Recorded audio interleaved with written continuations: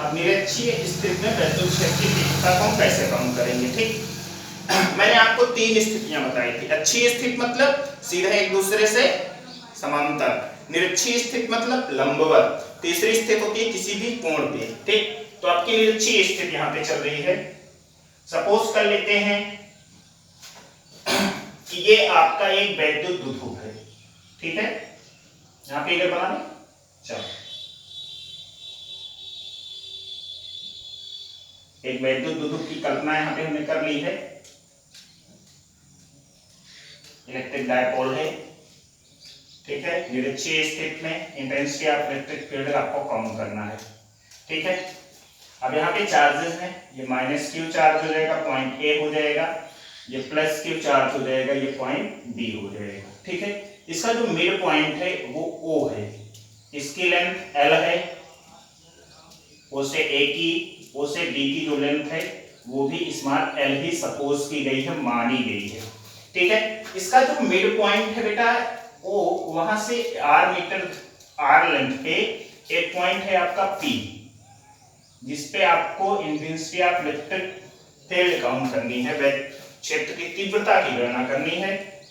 हम करते हैं पी को ए से मिलाते हैं, मैच करवा दिए, पी को बी से हमने मिला दिया, ये लेंथ कितनी निकली थी आर। ठीक है, अब यहां पे इसको आगे बढ़ाएंगे। ठीक है, और हम इसको आगे बढ़ाएंगे।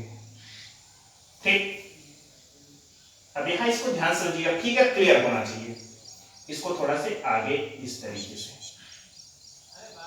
तो जो इंटेंसिटी है ये आपका एंगल है जो थीटा है, और ये चूंकि 90 डिग्री का एंगल शो ही कर रहा है। ठीक, अब यहां पे देखो ये हो जाएगा आपका E1 sine theta, sine cos में कन्वर्ट होगा इंटेंसिटी, तो ये हो जाएगी आपकी E2 साइन थीटा हो जाएगा, और यहां पे ये हो जाएगा आपका E1, ये E2, और टोटल इंटेंसिटी ये हो जाएगी E1 cos थीटा, और ये हो जाएगी E2 cos थीटा, ये भी एंगल हो जाएगा आपका थीटा। अब इसको समझो, देखो E1 sin थीटा और E2 sin थीटा देख रहे हैं, E1 sin थीटा और E2 sin थीटा ये इक्वल हैं, बट क्या है अपोजिट हैं, इसीलिए एक दूसरे का जो इफेक्ट है उसको रिजेक्ट कर रहे हैं, प्रभावहीन कर दे रहे हैं। ठीक है, उसको प्रभावी ढंग से उपयोग नहीं, भाई हमने आपके बल को समाप्त कर दिया, आपने हमको, इसलिए हम दोनों समाप्त हो गए। तो यहाँ पे E1 sin थीटा और E2 sin थीटा ने एक दूसरे को समाप्त कर दिया, बचते क्या है E1 cos थीटा और E2 cos थीटा। ठीक है, अब यहाँ पे देखेंगे जो E1 cos थीटा है और E2 cos थीटा है, इसे इन्हीं दोनों को ऐड करेंगे। क्यों ऐड करेंगे ये समझना है, क्योंकि ये जो डायरेक्शन है इन दोनों तीव्रताओं का वो समान है, और समान डायरेक्शन की जो तीव्रताएं हैं उसको अगर ऐड कर लेंगे तो इस पॉइंट पी पे जो टोटल इंटेंसिटी है वो आपको मिल जाएगी। ठीक है, काम क्या करना है, E is equal to E1 cos theta plus E2 cos theta. ठीक है, आपको E equal to E1 cos theta plus E2 cos theta यही काउंट करना है। इसके लिए क्या करना है, अब E1 E2 निकालना पड़ेगा, और cos थीटा क्या निकालना, तीन चीजें ना, E1 E2 और cos थीटा। ठीक है, तो सबसे पहले जो समस्या आ रही है, आपको P से O की लेंथ मालूम है, फिगर देखो, देखो फिगर, P से O की लेंथ कितनी है, R है, दिखाई पड़ रहा है, P O से A की लेंथ क्या है, L है, दिखाई पड़ रहा है। ठीक है, आपको लेंथ किसकी चाहिए, A से P तक की, ये लेंथ चाहिए ना। अब यहाँ पे देखो ये 90 डिग्री है, समकोण त्रिभुज का निर्माण हो रहा है, फिगर से समकोण त्रिभुज AOP बन रहा है। ठीक है, यहाँ पे लिख सकते हैं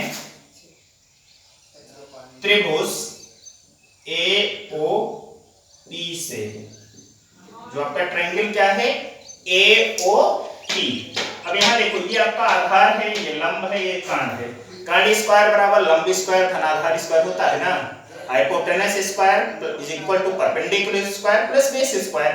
तो यहाँ पे क्या हो जाएगा, AP square is equal to AO square plus OP square हो जाएगा। AP square is equal to AO square की वैल्यू क्या है, AO मतलब L स्क्वायर प्लस OP मतलब R स्क्वायर। OP यही है आपकी, ठीक है। तो AP इज इक्वल टू क्या हो जाएगा, square root R square plus L square मिल गया। तो यहाँ पे लिख सकते हैं R square plus L square. आपको ये लेंथ मिल गई ना, ठीक। अब सबसे पहले हम क्या काउंट करेंगे, E1। अब काउंट कर सकते हैं ये लेंथ, और जो ये AP है भाई, AP इज इक्वल टू क्या है, BP, ठीक। ये क्या हो जाएगा, R square plus L square मिल जाएगा, ठीक है।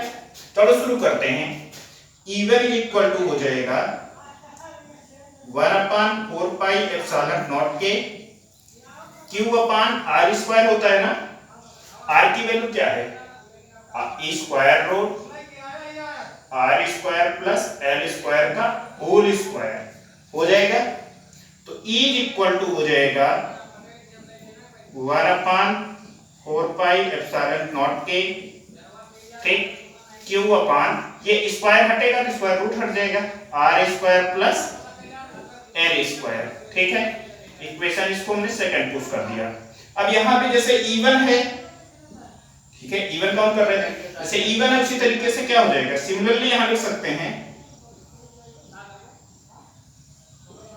इसी प्रकार E2 इज इक्वल टू हो जाएगा 1/4 पाई एप्सिलॉन नॉट के Q upon R square plus L square मिल गया आपको, इक्वेशन थर्ड। अब क्या चाहिए आपको, E1 मिल गया, E2 मिल गया, बच क्या रहा है, cos बच रहा है ना। यहाँ पे हो जाएगा cos theta is equal to किस एंगल, ट्रायंगल का, AOP से। तो cos थीटा बराबर क्या होता है, बेस अपान हाइपोटेनस, आधार बटे कर्ण होता है ना, बेस अपान हाइपोटेनस। तो बेस कितना है, L है, hypotenuse square root R square plus L square हो जाएगा बेटा, ठीक है। चलो इसको इक्वेशन 4 बना लेते हैं, ठीक है। अब क्या करना है आप लोगों को, E1 E2 cos थीटा का मान किसमें रखना है, इक्वेशन फर्स्ट में, ठीक है। क्या लिख सकते हैं, E1 E2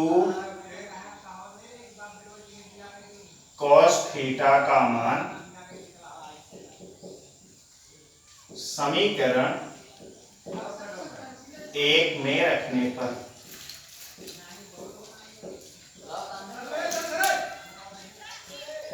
रख देंगे तो ये हो जाएगा आपका E इक्वल टू E1 का मान क्या हो जाएगा, 1/4 पाई एप्सिलॉन नॉट के Q upon R square plus L square, ठीक है।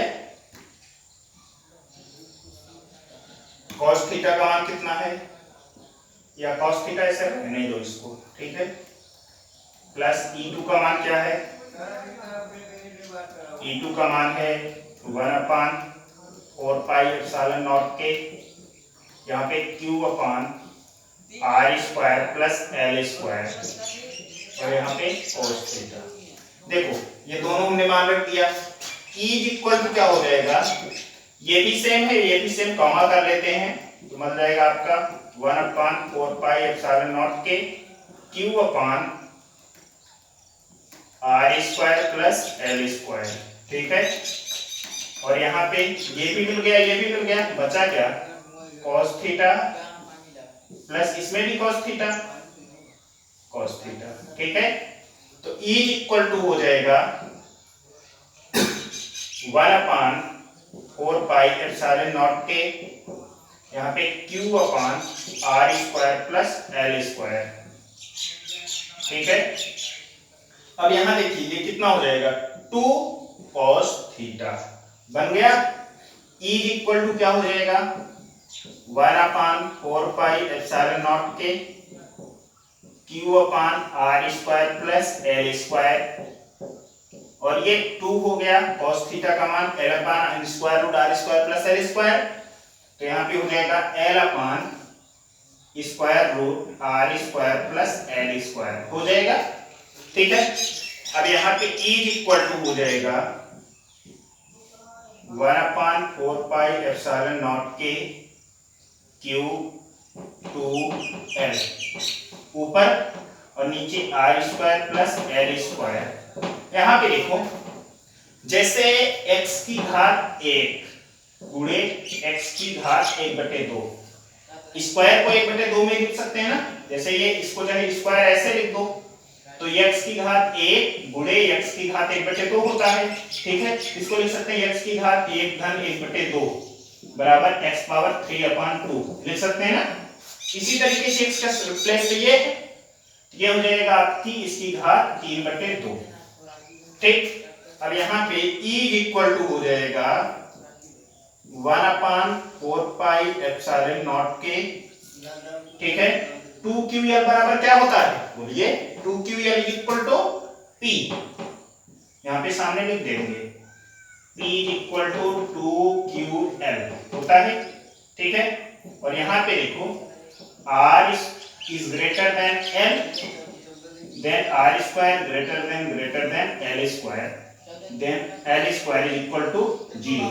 तो जो 0 करेंगे तो r की पावर 2 इंटू 3/2, ये चीज 2 से 2 कैंसिल, तो E इक्वल टू क्या हो जाएगा 1/4πε0 के P/r की पावर 3, क्या बन जाएगा P/r की पावर 3। अब यहाँ पे देखेंगे निर्वात या वायु के लिए के बराबर क्या हो जाएगा,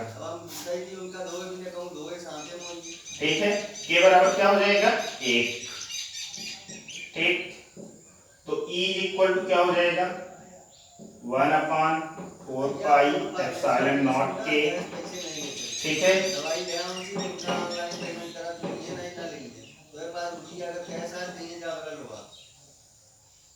न्यूटन पर कूलम।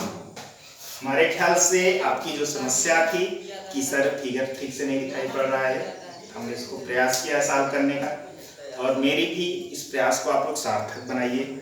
अच्छा पढ़ेंगे तभी मेरा ये जो प्रयास है ये सार्थक हो पाएगा। ठीक है, इस विषम परिस्थिति में आप बेहतर पढ़ रहे हैं, देखते हैं वीडियो और कमेंट करते हैं, बहुत प्रसन्नता मिलती है, मन करता है और बनाएं। ठीक है, आपकी सफलता ही हमारे परिश्रम की उपलब्धि होगी। ठीक है, इस वीडियो में बस इतना है। ओके।